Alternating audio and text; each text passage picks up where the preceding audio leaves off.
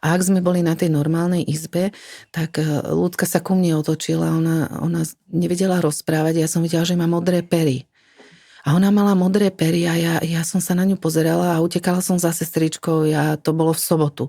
Do toho prišla ďalšia sestrička na nočnú, začali ju počúvať, do toho prišiel lekár a ten lekár, ako odchádzal k tým dverám, tak sa ho sestrička pýta, že pán doktor, budem volať? A on, že ešte netreba a na to začali kričať, že exituje.